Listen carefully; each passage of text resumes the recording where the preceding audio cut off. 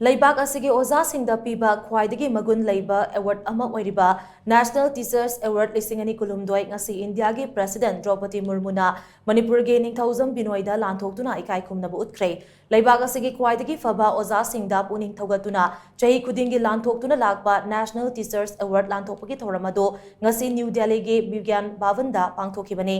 Thouram aduda chahi asigi oina tonganba stat singdagi khandalaba ojah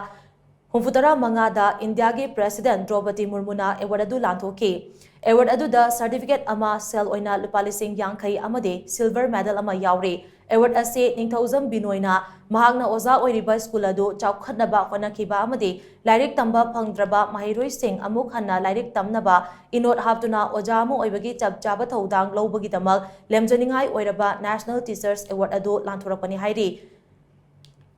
Leibak asigi khwaidagi magun leiba ojah singda piba award ama oiriba National Teachers Award lisingani kulhumdoi phanglakraba Bishnupur District ke Chingmai Upper Primary School ge primary teacher hauzi New Delhi da leiriba Kaibulam Jaw Mayai Leikaidagi Ningthoujam Binoy ga Tom TV ga phone gi khuthangda akhanana wari sanabagi paudam ama lominasi ahan mukta ojana ngasi oja amagi sinfamda leibada khwaidagi India gi oiba yamna maming leiraba lemjaninga oiba award ama National Teachers Award phangpada Tom TV makai de han da thak phung choriyoda thank you oja ngasi se khoina sum tajabada mayamna su loin khangbire Bigyan Bhawan da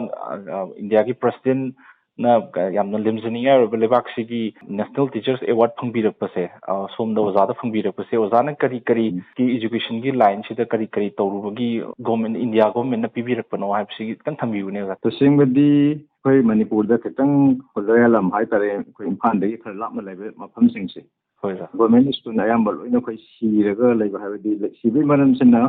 school gi infrastructure fattaba adugo school sing gi oja se masing suna mata laitaba hai tare aduna maram odana koi angang singse private school ayambal laik tamal oin chatnayaba ada private school da tamba ngamjadaba koi family conditions sonjaba singdudi laik tamba je toga akogi laik tamdana laireba makoi singma mayamdo urubadagi haiba angang singsi akogi private school da tamlingba hai tare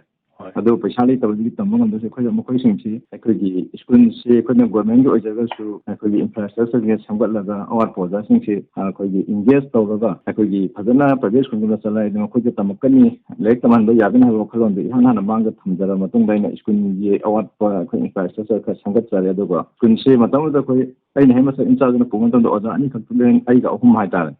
awar po oja sing do aina asagi engage ai tongan paisa puthokjara engage tawjare aduga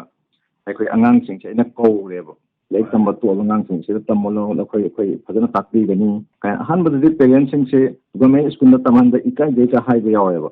adu ikuna ikai ga government private school ma da phangwe facility khuding ma akhoi school se da free da roi pi gani mako private school ma da ke su ta haloi mako da competition tawna ga dum tambi gani hai ba khalon mako da pi da matung da akhoi school se da angang se kowra tamba horakibane ba singi to da akhoi chhatra tam inga na tamamdra school se matung da soi chhatra manga to khakang tamma karam me ba lakpa matung da ada hajikti adana akhoi thajaba pi da school se da akhoi facility se private school da kamaina dan tawi da mako da thangi facility kai na loina khangdok na khona jare ba ko aduga hai facility sing do government school oja so ina loina piyaba asanga paisa da ina dum pathok char ga tare oja walhandre aduga patam trana school ka halle matam trana suti thare uniform lai akhoi mara ok akhoi station item sing sing sumai da free da hari ai school da la aga da angang sing loina free da akhoi facility ko thangan gadabani habo khalon do da ina adumai school ja hawdok char kibane ba aji aini hemasa in charge na purapadi ngasi maksu adum oja mayam ama engage toroga agi angang sing sigi takti tambi da awat po laitana lagi adum paisa potoga joga engage toroga si nariyaba school se jikti satra mamang da ojan thambi da manga tang lai hai jikti kya mukti lai da se satra 232 lai reba adu kai primary da leram badagi hojik school se upper primary da upgrade tawkhre adu hoji moksu ko gi high school da upgrade tawna ba khoi dum tara saba lore haji finishing piba kan honari asuma khoina asuma thabak sing sida hai ta thajabi dana khoi India government na prize se ti bi rakpani hane logje okay oja gi honna saban se amna khoina kan tawu dagi ham hen ma mo to bi adu oja ngasi phangbirakpasida kari wakhani phobi oja da kai si award se national award dum nungai hatre national award ama phangba se khoi pak phangom da dura igina tawjari thabak sing sida India government sa khangbi dana khoi sumaina national award bi rakpase am nungai bi phauji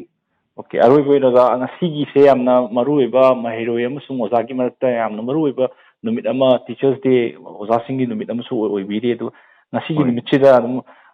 mayam da kari paujal pipini adu thambiyuni Moro ai oja sing da ina hajaning basi ekoi si gi school numit kading ye kar ga like tai haibada na tabako ana ngang sing chile koi na ngasi government gi employee amo orga de koi gi ai duty sig matak kitang sacrifice mode ama haita ka thok ama ga loina na koi gi duty sing ji tawrga di haidi ai koi na ai gi thabo ithau ru ge kitang henjana kitang sacrifice mode ama gi mudda som tawrga di ngang sing se government school sing da dum marang kaina la aga dum tamgani thajaba se lakani adana koi oja sing kitang sacrifice ki wakalon da koi gi ai gi duty se tawbiyo hajaning. Okay, thank you, Oza. Once again, Oza, sigumba yamna honna zaman Oza gi honna zaman Oza na honna biraga khunaya sibu mangno pukna honna bin to amana su tom TV na thara phong chari. Thank you, Oza. Thank you yamna.